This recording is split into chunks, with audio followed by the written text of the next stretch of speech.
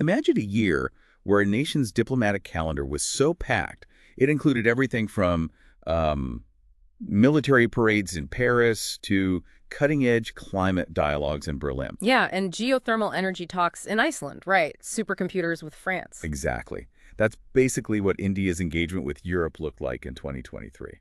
So, welcome, deep divers, to, well, what I think is an absolutely compelling journey. We're diving into the dynamic relationship between India and Europe throughout that landmark year. It really is a multifaceted tapestry, isn't it? This isn't just about, the traditional formal diplomacy we often Yeah, picture. you know, We're talking about these deeply intertwined economic, technological, cultural, and strategic ties. yeah, And they're actively reshaping global dynamics, right now, often in some surprising ways. absolutely. And our mission today is really to go beyond just the headlines. We've dug deep into a comprehensive annual report covering India's external It's a affairs. pretty hefty report. It is. And we're here to sort of extract the most important nuggets of knowledge and insight for you. Think of it as your shortcut, maybe, to being really well informed on this, well, crucial geopolitical subject. And the impact here, I think, is how this information offers a fresh, kind of nuanced perspective on global relations and India's growing role. It moves beyond the usual focus on just, a few big powers. Right. It really shows India's deliberate and strategic outreach across, well, an entire continent. Precisely. So what did this all mean for you listening? Well, over the next little while, we're going to unpack some truly fascinating themes. Yeah, things like the deepening strategic partnerships. Right. Significant economic and technological Yeah. collaborations, the expansion of defense cooperation. And that vibrant exchange of culture and people, too. Definitely. You'll clearly see why 2023 was such a landmark year. It was marked by key anniversaries and these brand new initiatives that are, frankly, setting the stage for decades to come. Hmm. So let's get into it. Let's unpack this. So where do we even begin to unravel this incredibly dense year of diplomacy? I think it only makes sense to start with the grand architect of a lot of this engagement, the European Union itself. It's really a strategic pillar for India's global ambitions. That makes sense. Our sources highlight India and the EU as two of the largest and most vibrant democracies, open market economies, and pluralistic societies. That shared identity, it seems, is the bedrock, right? It really is. And that shared identity isn't just a feel-good slogan. It's the strategic lubricant, if you like, that lets India and the EU move beyond those traditional power dynamics. Strategic lubricant. I like that. Think about it. In a pretty fractured world, having partners who fundamentally agree on democracy and open markets, that lets them actively co-author global rules, not just react to crises. That's a powerful point. Shaping the future, not just reacting. Exactly. That's a profound lever for influence. Okay, so when we look at the key highlights of 2023, several major achievements and ongoing initiatives really jump out. Let's start with what many are calling a game changer, the India-EU Trade and Technology Council, the PTC. Right, the TTC. Its first ministerial meeting was in Brussels in May, then a virtual stock take in November. Is this just another bureaucratic dialogue, or does the TTC really represent something new, a more integrated approach? I think it's definitely a new approach. The TTC is potentially a game changer because it signifies a strategic integration.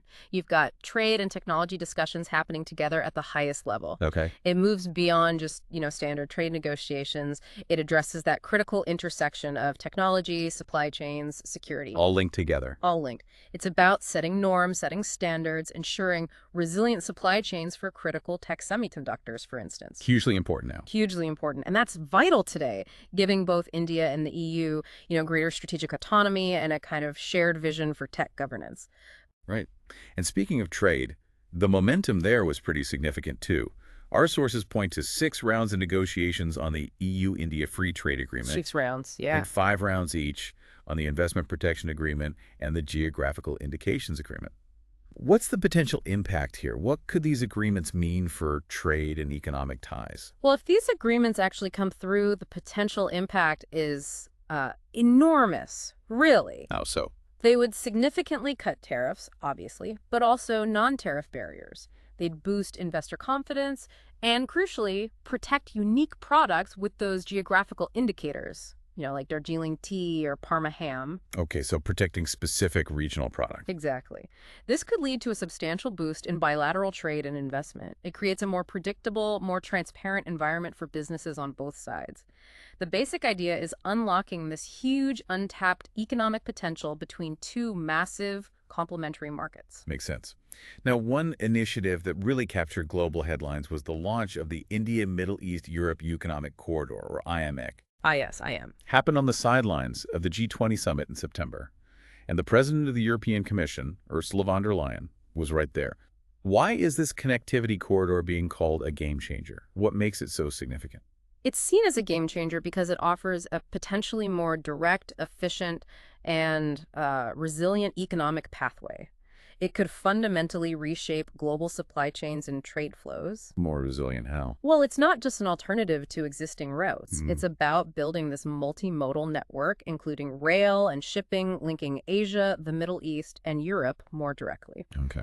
And the broader geopolitical implications are profound. It aims to boost trade, yes, but also energy flows, digital connectivity, and it strengthens strategic partnerships among the participating nations by creating these new arteries for commerce, fostering economic resilience. Okay, interesting. So we've discussed the TTC integrating trade and tech, and the semiconductor milieu you mentioned is a great example. Right. But beyond the economic side, this strategic alignment also extends to, well, hard security. Tell us about that first India-EU joint naval exercise. That sounds pretty historic. It really was historic. That first joint naval exercise in the Gulf of Guinea back in October, with warships from France, Spain, and Italy alongside India, that's a significant development. What does it signify practically? It indicates a clear alignment on shared security interests, particularly maritime security, stability in critical global waterways. The Gulf of Guinea is vital for trade, for energy. Right. Piracy issues there too. Exactly. So the presence of EU and Indian naval assets shows a tangible commitment to countering piracy, drug trafficking, other maritime threats. It also enhances interoperability, collective security in regions far from their usual spheres. It's a statement, really, of shared responsibility for the global commons. Beyond these specific initiatives, just the sheer volume of high-level meetings underscores the depth of political alignment. Yeah, the number of visits was striking. We saw the President of the European Council, Charles Michel, and President of the European Commission, Ursula von der Leyen, visiting India for the G20 summit. They had bilateral meetings with our Prime Minister, and then they were at other global summits like the G7 in Hiroshima, COP28. Their consistent presence at these really high-profile events shows a robust political alignment. It shows mutual recognition of each other's importance on the global stage. And more than just showing up, right? Oh, absolutely. It's about coordinated diplomatic efforts, a shared vision for multilateralism. It shows a willingness to engage at the very highest levels to tackle complex global issues together. And it wasn't just the top leaders either. Our sources show frequent meetings between our External Affairs Minister and the EU High Representative Josep Borrell 3 times in 2023 alone. Delhi, Brussels, Jakarta. And our Minister of Commerce and Industry met the European Commission Executive Vice President Valdis Dombrovskis 3 times, plus virtual meetings. And then numerous EU commissioners came for the G20 ministerial meetings in India. It feels like a real whole-of-government effort. That level of engagement across so many ministerial portfolios, it highlights the broad and institutionalized nature of the relationship. It's not just dependent on 1 or 2 leaders. Right. It's deeply embedded across various sectors. That ensures continuity, comprehensive cooperation on a whole range of issues: trade, climate, security. It shows a commitment to, well, comprehensive and sustained collaboration. And even parliamentary diplomacy seems to be growing. A delegation of members of European Parliament from 2 key committees, Relations with India and Security and Defense, visited India in December. They met top Indian officials. What does that signify? Well, that signifies a deepening of the democratic ties. It's a recognition that parliamentary engagement is crucial for fostering long-term, sort of people-centric relations. On just the government's talking. Exactly. Yeah. It allows for direct dialogue between elected representatives, building understanding, building consensus on policy issues. And often it lays the groundwork for broader public support for bilateral initiatives. It adds another layer of resilience and legitimacy to the partnership. Let's talk numbers for a second, because they tell a powerful story about the economic weight here. Okay. The economic dynamics are significant. The EU is India's 2nd largest trading partner. India is the EU's 10th largest. Bilateral trade in goods alone hit almost $83 billion just from January to August 2023. Wow. Services added another, $51.6 billion in 2022? But here's a figure that really stood out to me. The EU's share in foreign direct investment, FDI, into India almost doubled in the last decade, from 8% to 18%, Doubled, yeah. making the EU India's largest source of FDI. That doubling of the EU's FDI share is quite telling. It's a testament to growing confidence in India's economic reforms, its market potential. It seems like a strategic shift. It reflects the EU's strategic pivot towards India as a crucial investment destination. Driven by its large market, skilled workforce, growing manufacturing capabilities, it's not just about trade, it's about deep capital integration. It shows a real long-term commitment from European businesses to India's growth story. And to manage all this engagement, these institutional dialogue mechanisms are key. Our sources list several that met in 2023. The Strategic Partnership Review, High-Level Dialogue on Trade and Investment, Maritime Security Dialogue, Cyber Dialogue. A whole list of them. High-Level Dialogue on Migration and Mobility, the Joint Working Group on Renewable Energy. This clearly shows structured, continuous engagement, doesn't it? Indeed. The existence and, importantly, the active use of these numerous specialized dialogues indicates a mature and sophisticated partnership. It's the plumbing of the relationship. You'd say that. It allows both sides to address complex issues systematically, coordinate policies, track progress across diverse sectors. It ensures the strategic partnership stays dynamic, responsive to evolving global needs. It's the essential infrastructure for sustained, deep cooperation. Right. Now, let's zoom in on some specific crucial strategic partnerships within Europe. It makes sense to start with France. 2023 was a truly landmark year there, marking the 25th anniversary of the India-France Strategic Partnership, launched way back in 1998. 25 years. The longevity and depth of that partnership are quite remarkable. It signifies a really consistent commitment from both sides, built on shared values, mutual strategic interests. It makes it one of India's most robust and enduring alliances, particularly in Europe. And a major highlight, of course, was the Prime Minister's historic visit to France in July, guest of honor at Bastille Day. Right, the French National Day. First time an Indian PM had been guest of honor in 40 years.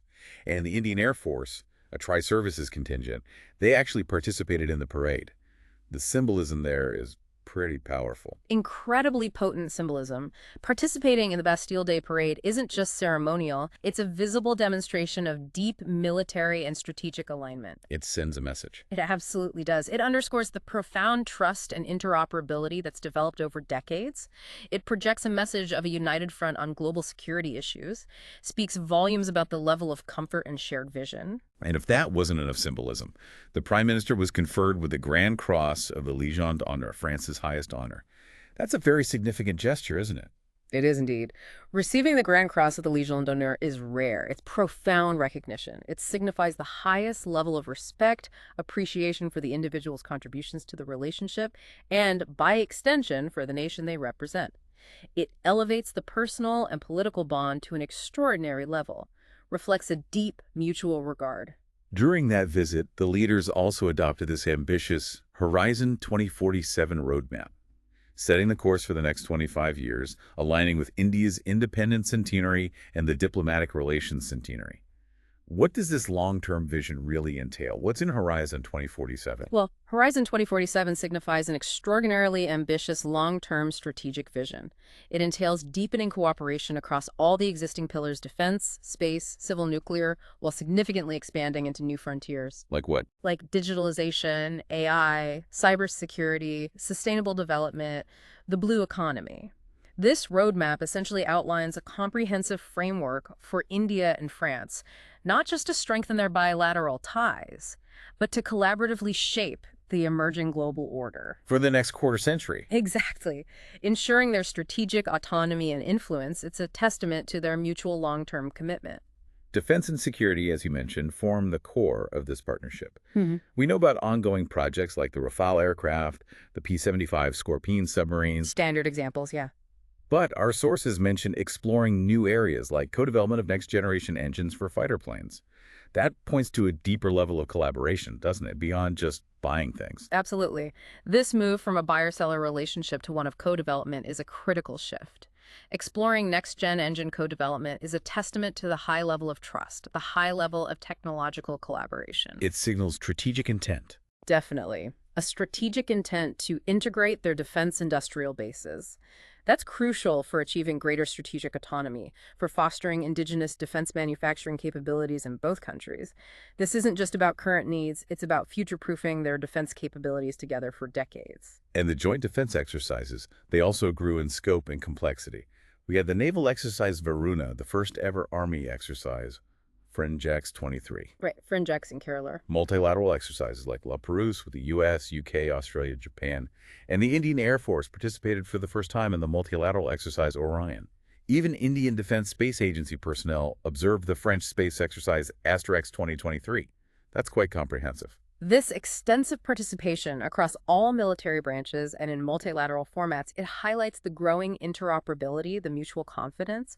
It reflects a shared commitment to regional stability, especially in the Indo-Pacific. And an ability to coordinate effectively. Yes, an ability to project power and coordinate responses effectively in complex security environments.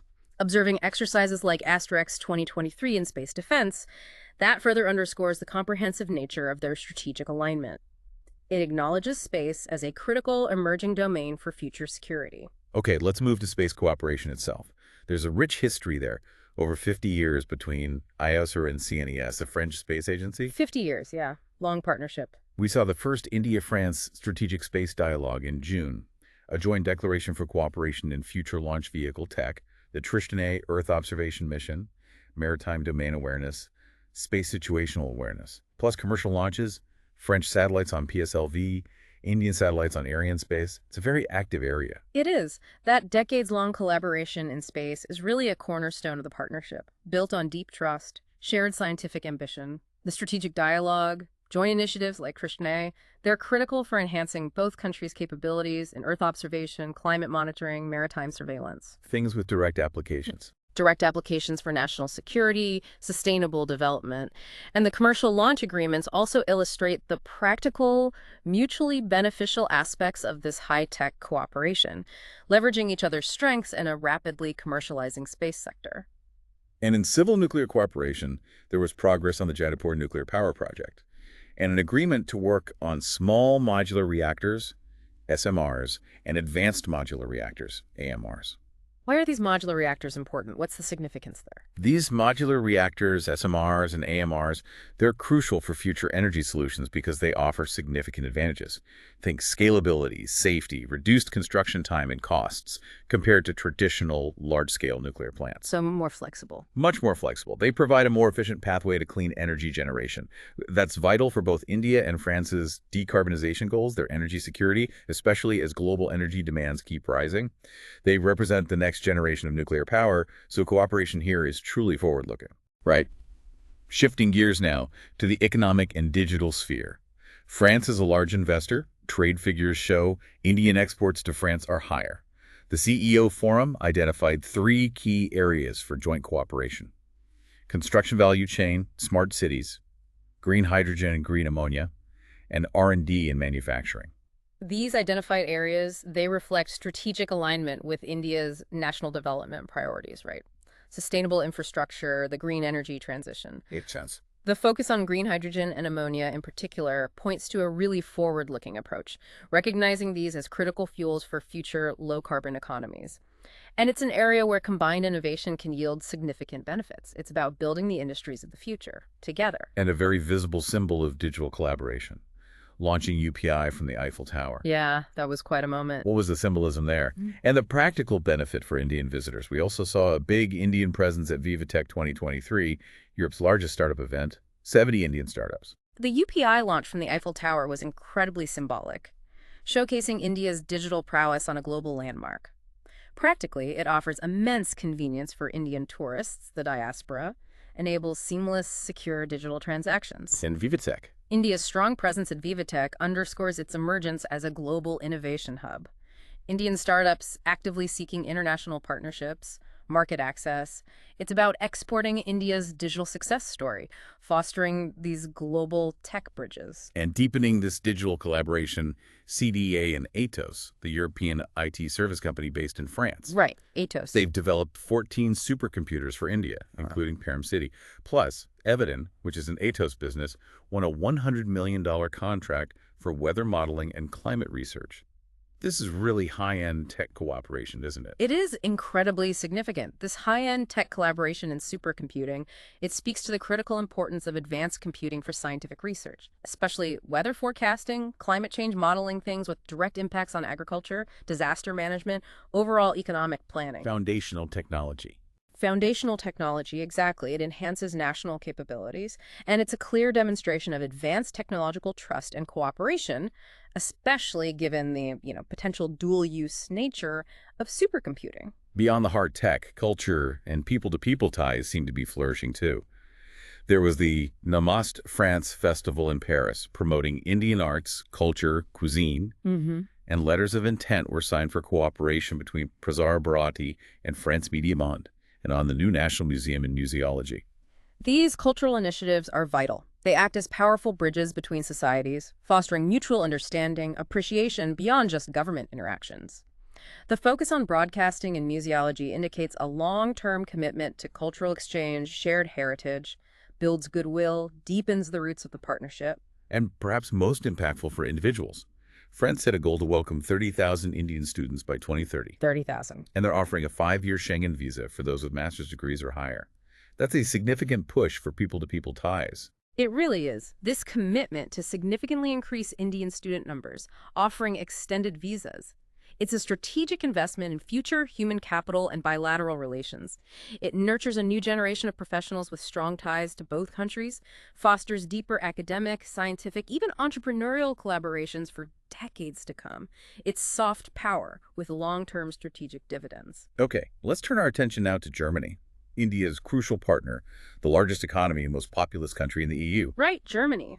A powerhouse. Our sources emphasize those shared values again. Democracy, rules-based order, multilateralism, UN reforms. And again, these shared values aren't just diplomatic niceties. They're fundamental. They create a strong basis for political alignment, cooperation on global governance issues, particularly in this increasingly complex, multipolar world. Both nations understand the importance of a stable, rules-based international system, and that mutual understanding is the bedrock of their comprehensive partnership. High-level political exchanges were pretty consistent. Chancellor Scholz visited India twice in 2023. First, a state visit in February. The first standalone visit by a German chancellor since the IGC framework, the Intergovernmental Consultations. That's significant, the standalone visit. And then he came back for the G20 summit. This clearly signals a robust relationship. Indeed. The frequency, the nature of these high-level visits demonstrate the strategic importance Germany places on its relationship with India. The standalone state visit particularly allowed for comprehensive discussions to review and deepen the strategic partnership across key areas, defense, green development, critical minerals, moving beyond just multilateral meetings to focus intensely on bilateral priorities. Germany also showed high-level participation in various G20 meetings, strong support for India's G20 presidency. And we saw an extensive list of German ministerial engagements: environment, petroleum, foreign, finance, defense, health. This extensive ministerial engagement really underscores the breadth of the cooperation. It shows both countries are actively collaborating across a wide spectrum of policy domains, not just the prominent ones like trade, but also critical areas like climate action, digital transformation, social development. Reflects a holistic approach to the partnership. It's a testament to the depth of their institutional ties. A new chapter seems to be opening in defense cooperation as well. The German defense minister visited India in June.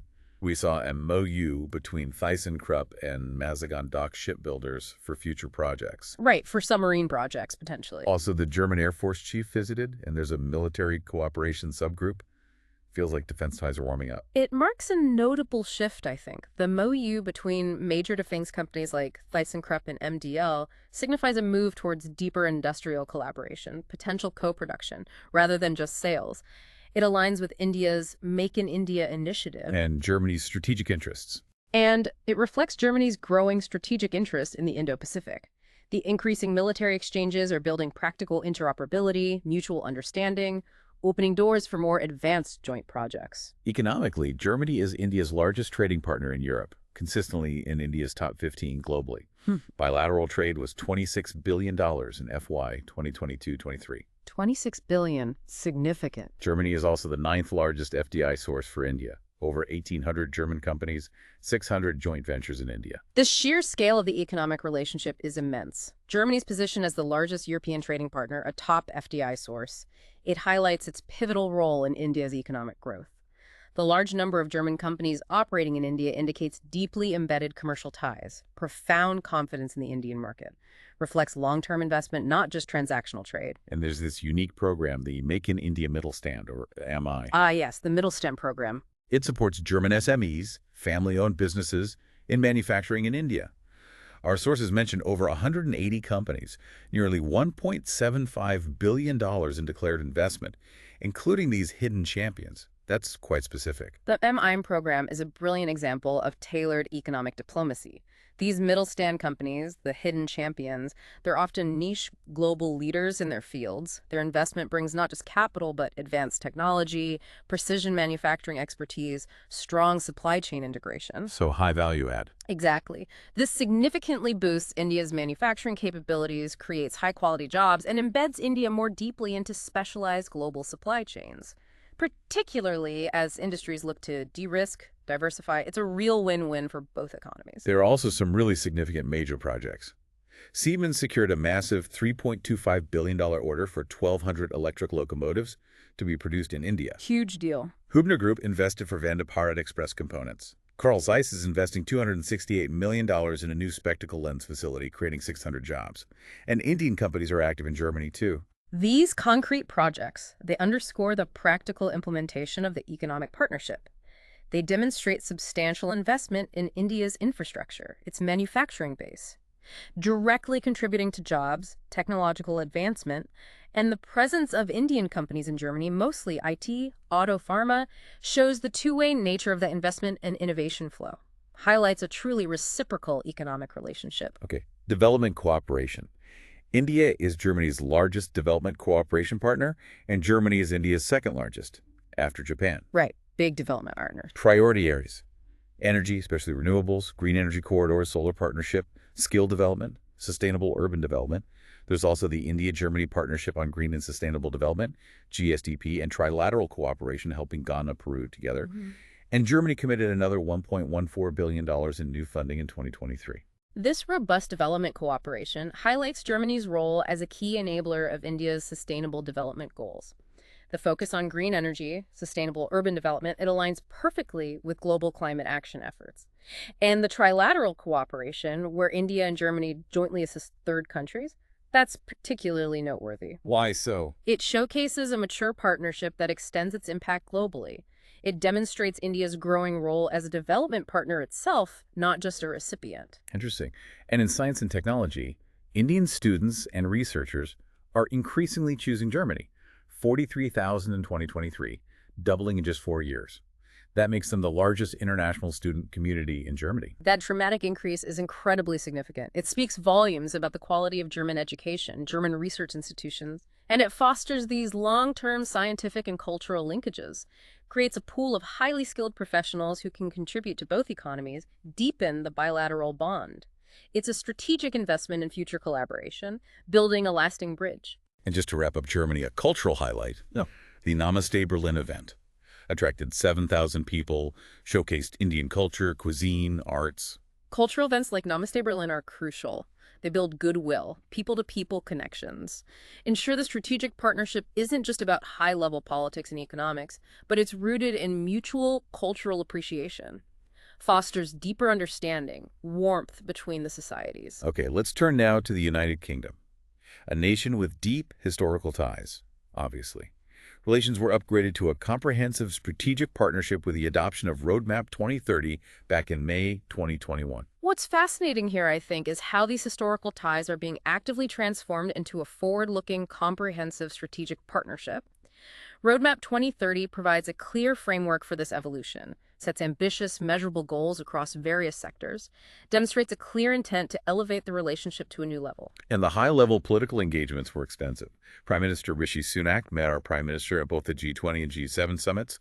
Our Vice President attended King Charles III's coronation. Right. Plus, an incredible number of ministerial visits in both directions, covering everything. Foreign affairs, defense, trade, law, science. Digital.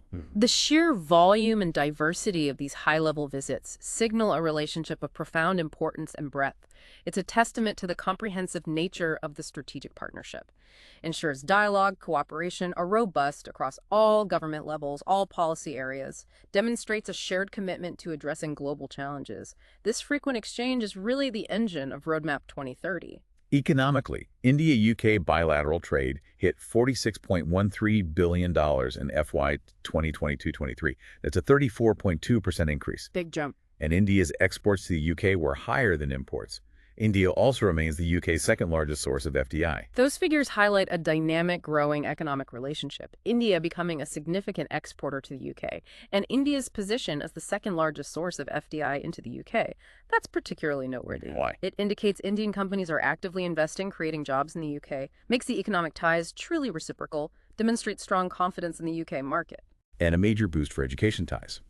After an MU on mutual recognition of academic qualifications in 2022, Indian student visas surged to 140,000 that year, a 73% growth, surpassing China. That surge is transformative. It not only strengthens academic and research linkages, but also builds deep people-to-people connections, fosters a future generation of leaders, innovators, professionals with a strong understanding of both countries. It's a strategic investment in long-term soft power, future bilateral collaborations. In defense, high-level military visits were frequent. Our Chief of Army Staff was the first Indian Army chief to review the parade at Sandhurst. Wow, that's a significant The first. Vice Chief of Air Staff visited too. There's a joint working group on electric propulsion capability partnership, and bilateral exercises like the Air Exercise Cobra Warrior, Army Exercise Ashaya Warrior, and the Maritime Exercise Konkan 2023. Seems like strong interoperability efforts. Absolutely. The consistent high-level military exchanges, the joint exercises, they demonstrate a maturing defense partnership focused on practical interoperability, strategic alignment. The Army Chief's presence at Sandhurst is a powerful symbol of those deep historical ties. Mutual respect within the defense establishments suggests a shared commitment to regional and global security, a clear intent to deepen military-to-military bonds. Okay, our next key strategic partner is Italy. 2023 saw the historic elevation of the bilateral relationship to a strategic partnership in March. This coincided with the 75th anniversary of diplomatic relations. What does this elevation truly mean on a practical level? Does it unlock specific cooperation that wasn't possible before, or is it more about political signaling? Well, it's often both, but the practical side is crucial. An elevation to a strategic partnership usually means more formalized, high-level dialogues across ministries, perhaps easier sharing of sensitive intelligence, and maybe a faster track for joint projects, especially in defense and critical technologies. So deeper trust. Exactly. For Italy and India, it's about building this multi-layered trust that enables bolder, more integrated initiatives across a wider spectrum of issues, moving beyond just traditional economic and cultural ties to embrace deeper strategic cooperation. And Prime Minister Maloney visited India twice. First, as chief guest of the Raisina Dialogue, then for the G20 Leaders Summit. That's a very strong signal. Her two visits in a short span really underscore the high political priority Italy places on its relationship with India.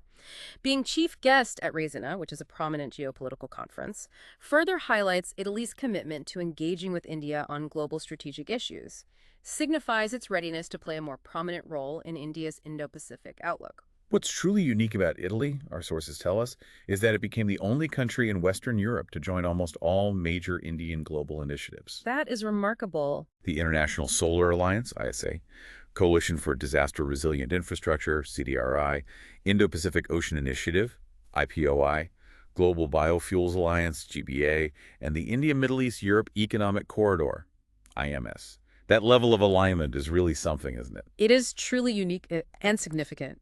It showcases Italy's strong commitment to multilateralism and its readiness to actively support India's vision for a more sustainable, resilient, and connected global order.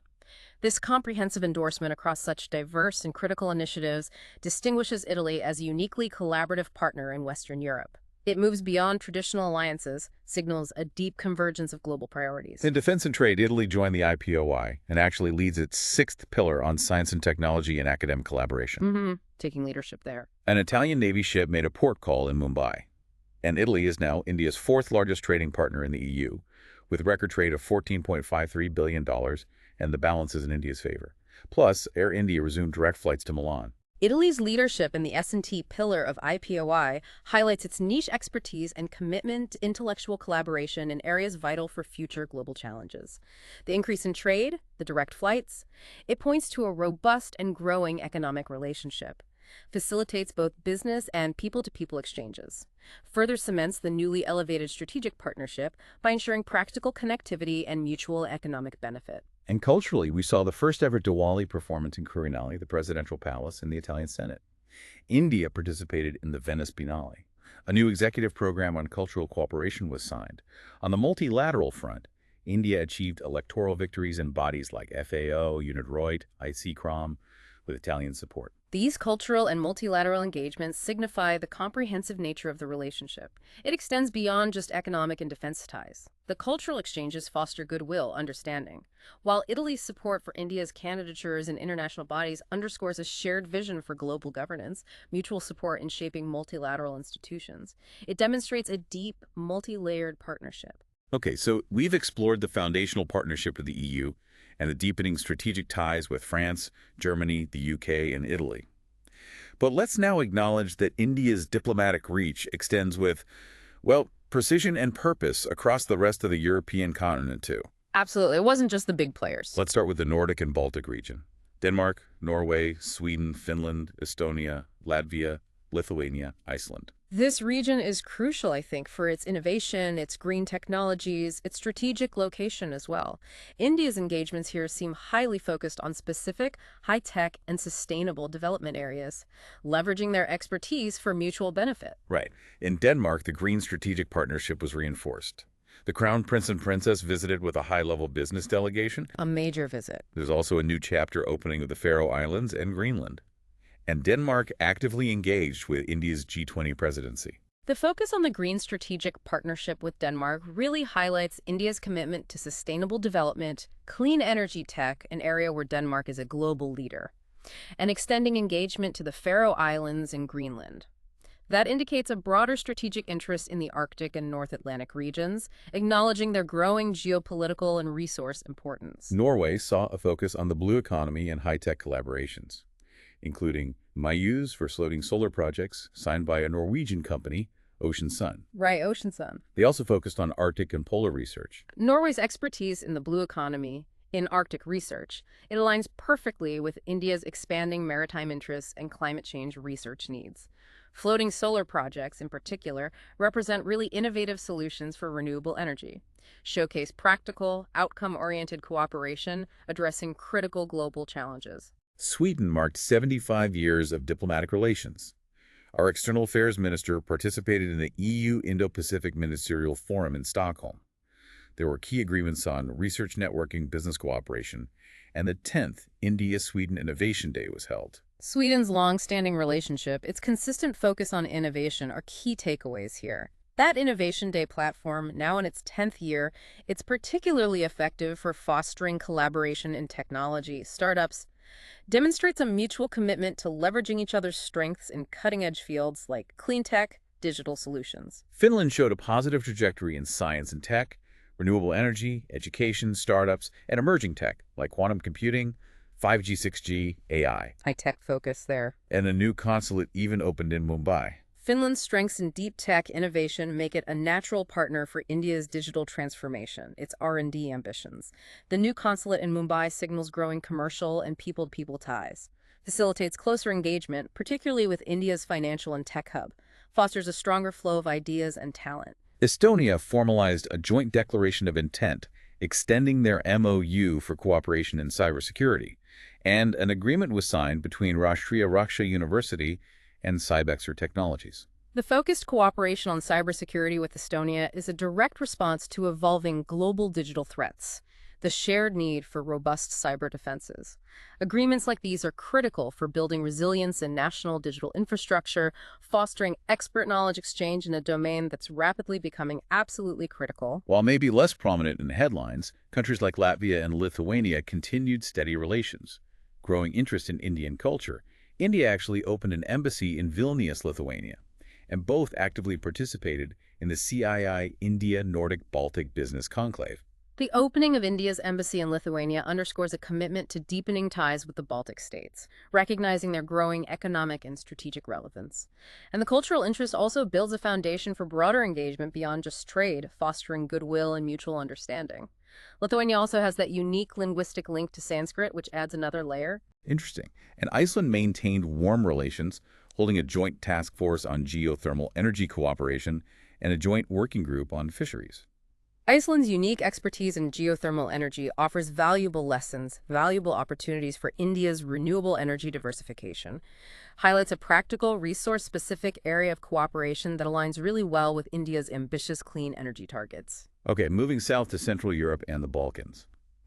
Equally dynamic engagements there. Austria marked 75 years of close ties. Our external affairs minister's visit led to agreements on gainful employment for diplomats' spouses, a working holiday program, cultural cooperation, and significant agreements on migration and mobility. The number and variety of agreements signed with Austria, particularly on migration and mobility, highlight a really comprehensive approach to managing people-to-people flows, addressing both skilled migration and broader cultural exchange. This extends the relationship beyond traditional trade, focusing on the human element of diplomatic ties. Greece saw its relationship elevated to a strategic partnership during our Prime Minister's official visit in August the 1st in 40 years. 40 years, yeah. Big gap. And MAKE-UO on agriculture cooperation was signed, and an agreement to double bilateral trade by 2030 was made. The elevation of ties with Greece to a strategic partnership, combined with ambitious trade targets and a focus on agriculture, signals a recognition of Greece's strategic importance. As a gateway to Europe, its growing role in the Eastern Mediterranean.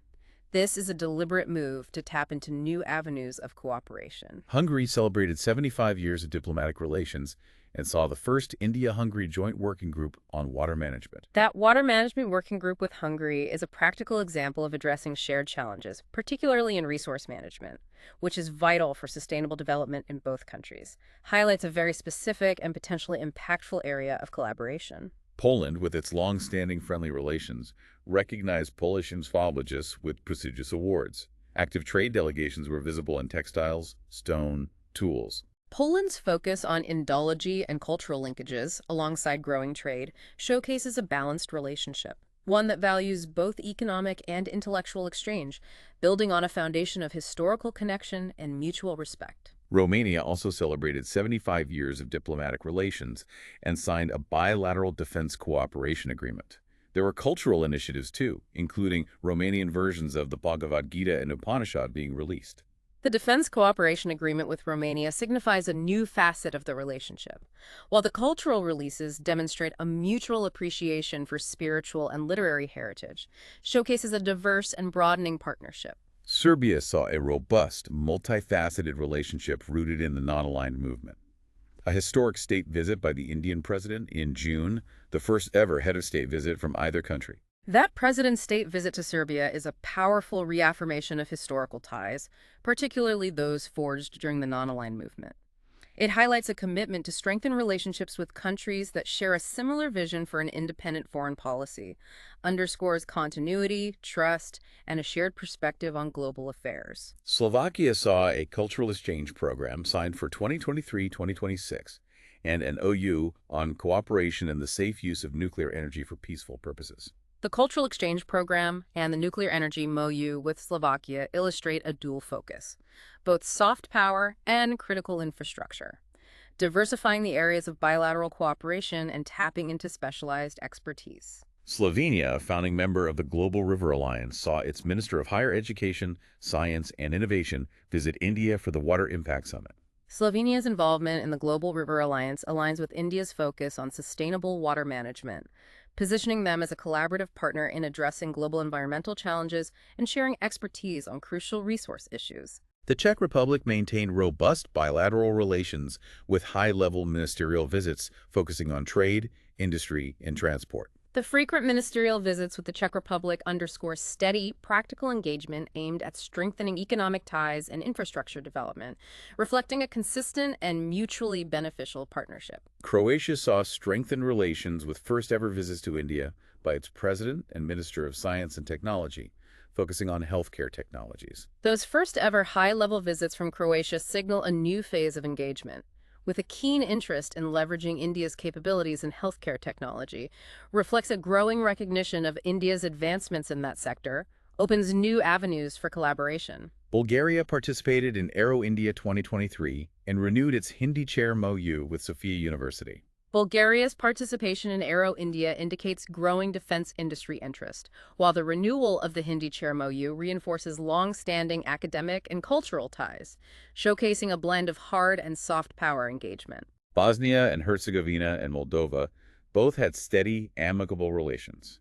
Ministerial participation in the Voice of Global South Summit. Moldova even opened an embassy in New Delhi. The opening of Moldova's embassy in New Delhi signifies a conscious effort to deepen diplomatic presence and engagement with India, mirroring India's own expanded outreach to a wider array of global partners. And North Macedonia also maintained friendly relations, with its foreign minister visiting India and participation in the Voice of Global South Summit. These engagements with, let's say, smaller European nations, particularly through initiatives like the Voice of Global South, they underscore India's inclusive approach to global partnerships, recognizing the value of diverse voices and perspectives in shaping multilateral discussions. Okay, finally, let's explore Western Europe and the Principalities. The Netherlands really stands out here. India's largest European trading partner and a key player in our strategic water partnership. They were even invited as a guest country for India's G20 presidency. The Netherlands' status as India's largest European trading partner, coupled with that strategic water partnership, highlights a deep, multifaceted relationship. Their invitation as a G20 guest country further acknowledges their significant economic and diplomatic weight in India's global strategy, particularly in areas like sustainability and advanced technology. Prime Minister Rutte visited India for the G20. Their bilateral meeting focused on the strategic partnership on water, plus cooperation in agriculture, health, high-tech, semiconductors, clean energy. A big business delegation, over 60 companies, came with him. That broad agenda, particularly the focus on semiconductors and clean energy, alongside the strong business delegation, signifies a comprehensive economic and technological partnership. The strategic partnership on water is especially critical given both nations' expertise and challenges in water management. Allows for knowledge sharing, joint solutions that can have global impact. The Netherlands is India's largest trading partner in Europe, trade touching an all-time high of over $27.5 billion in FY 2022-23. It's also the fifth largest investor in India, $45 billion cumulative FDI, and home to the largest Indian diaspora in the EU. Those figures are really compelling. The Netherlands isn't just a trading partner, it's a major investment source and a significant hub for the Indian diaspora, makes the relationship deeply intertwined across economic, social, cultural dimensions. This diverse engagement ensures robustness, resilience in the partnership, goes far beyond simple trade. Spain also saw strengthening relations. They have permanent invitee status to the G20. In defense, the procurement of 56 C-295 aircraft from Airbus Spain is notable because 40 of them will be made in India. Right, the C-295 deal. Plus, a new defense wing is being established at the Indian mission in Madrid. The Made in India component of that C-295 aircraft deal is a strategic win for India's defense manufacturing goals. Shifting from mere procurement to co-production, technology transfer, and the establishment of a new defense wing in Spain underscores a long-term commitment to deepen strategic and defense industry ties, acknowledges Spain's growing role in European defense industrial capabilities. Portugal, with its historical maritime connections, consistently supported India's permanent UNSC membership. A new joint fund for science and technology was established, and there's a pilot project for the recruitment of Indian citizens. Portugal's consistent support for India's UNSC permanent membership is a strong political endorsement. The new joint S&T fund and the pilot project for Indian citizen recruitment highlight forward-looking cooperation in both human capital development and innovation, leveraging historical ties for modern partnerships. Now, a very important note on Turkey. While there was high-level participation in G20 meetings, the most striking aspect was India's Operation Dust, following the devastating earthquakes there in February. Yes, Operation Dust, a huge effort. India provided swift and extensive humanitarian aid, search and rescue, medical assistance, humanitarian supplies. It was deeply appreciated by the Turkish leadership. Operation Dust really highlights India's growing role as a global first responder, a humanitarian actor. It demonstrates India's capacity to project soft power, extend assistance beyond immediate geopolitical interests, building goodwill, strengthening relationships through compassionate aid during times of crisis. That action resonated deeply, showcasing India's evolving global humanitarian role and responsiveness. Belgium shares a close bilateral relationship, supports India's UNSC permanent membership. A mutual legal assistance treaty came into force, significant trade in precious metals and stones. Indian IT software companies have bases in Belgium. Belgium's support for UNSC permanent membership aligns with broader European trends. The Legal Assistance Treaty, the significant presence of Indian IT companies. They underscore practical and growing economic and institutional ties, leveraging Belgium's position as a crucial financial and trade gateway to the broader European market. Luxembourg, marking 75 years of diplomatic relations, is the fifth largest investor from the EU and the third largest source of foreign portfolio investment, FPI, in India. Serves as an important financial center for Indian corporates. Luxembourg's role as a financial hub for Indian corporates, a significant source of both FDI and FPI. It underscores the deepening financial integration between India and Europe, reflects a sophisticated capital flow and investment landscape that leverages Luxembourg's expertise in financial services. And finally, a broader point. Countries like Andorra, Cyprus, the Holy See, Ireland, Liechtenstein, Malta, Monaco, San Marino, all maintain cordial, friendly relations. Various high-level visits, cultural exchanges, support for India's candidatures in international fora. These engagements with smaller European states, while maybe not strategic pillars like the larger economies, are crucial for building a comprehensive network of diplomatic and economic relations across the continent. They often provide niche opportunities for collaboration, broad-based support in multilateral forums, demonstrates the depth and breadth of India's diplomatic outreach. It's quite remarkable, really. So to recap our deep dive, 2023 was, well, undoubtedly a year of intense and multifaceted engagement between India and Europe. Intense is the word. It solidified existing partnerships, forged exciting new ones across critical sectors, moving well beyond just diplomatic pleasantries to truly tangible, outcome-oriented cooperation. The sheer depth of these relationships is remarkable. They are crucial for both India and Europe in this rapidly changing global landscape, contributing to economic growth, technological advancement, regional stability, and critically, addressing shared global challenges like climate change, sustainable development. Which brings us, I guess, to the so what of it all. Yeah. How does understanding these intricate relationships impact your understanding as a listener of global power dynamics, trade routes, technological shifts, the future of international cooperation? Well, I think it fundamentally reshapes your perspective. It illustrates that global power isn't solely concentrated in, the traditional blocks. It's increasingly distributed, with nations like India playing a pivotal, independent, and influential role. Understanding these partnerships gives you a much more nuanced view of how the world actually works, how new centers of influence are emerging. And as India's global footprint expands, its partnerships in Europe are clearly not just about trade or diplomacy. They seem to be about shaping a new era of global governance and innovation. Absolutely. So the question then becomes, as these relationships deepen, how will the very fabric of the global order continue to be redefined?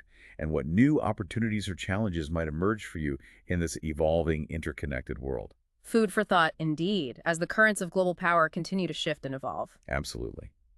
Thank you for joining us on this deep dive. We hope you're leaving with a renewed sense of curiosity about the intricate dance of global diplomacy.